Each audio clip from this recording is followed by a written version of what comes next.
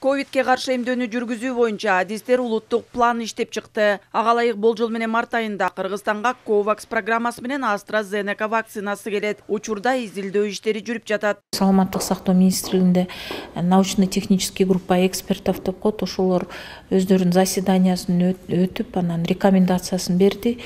Бүт берген ушу бүткүл саламаттык сактоо уюмунан келген бүт ушу временный рекомендациясын баарын иштеп карап чыктык. Азыр эми бул болжомол менен ушу март айына болжолуп атат, ушу бизге механизм COVAX менен вакцина келиши. Эмдөө башталганча таажы ылаңын жуктургандардын саны азая баштады. Республикалык штабтын билдирүүсүнө караганда COVID-19 вирусуна бир күн ичинде 41 адам кабылып, 1 адам каза болду. Инфекция Бишкекте 15, Ош шаарында 3, Чүй облусунда 18, Нарын облусунда 5 кишиден табылган. Пандемия башталгандан бери Кыргызстан боюнча жалпы 85 516 адам коронавирус жуктурган. Алардын ичинен стационарларда 444 бейтап, амбулатордук түрдө 387 адам дарыланууда. Ал эми айыгып чыккандардын саны 82 306 киши болсо, каза болгондордун саны 1442 адам болду. Оору басаңдап калды деп ойт бербей, сактык эрежелерин так сактоону, улантууну сунуштайт жугуштуу оорулардын алдын алуу жана көзөмөлдөө башкармалыгынын адистери.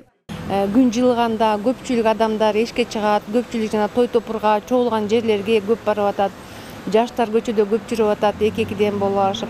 Анан ушу биздин байкообузга караганда көпчүлүк эле жанагыдеки бет кап кийбей атат да, бет кап кийбей, жана биздин жайында болгон былтыр күзүндө болгон биринчи, экинчи толкунда болгон көп эрежелерди кармабай атышат да. Анан мына аз болсо дагы бул оору катталып атат. Акыркы күндө көп айтылып жаткан коронавирустун британиялык, африкалык, бразилиялык штамдарын алдын алуу аракеттери көрүлүүдө.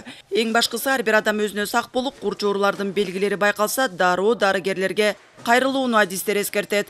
Бул туурасында COVID-19 менен күрөшүү боюнча ыкчам штабтын кезектеги жыйынында да сөз болуп, Артем Новиков өлкөдөгү эпидемиологиялык кырды алып курчуп кетсе, бардык ооруканаларды дары-дармектер жана орундар менен камсыз кылууну, ошондой эле эмдөө жүргүзүү графигин түзүүнү Саламаттык сактоо министрлигине тапшырды. Кыял Шаршеева, Азамат Кыдыр Токтоев, Ала Тоо 24.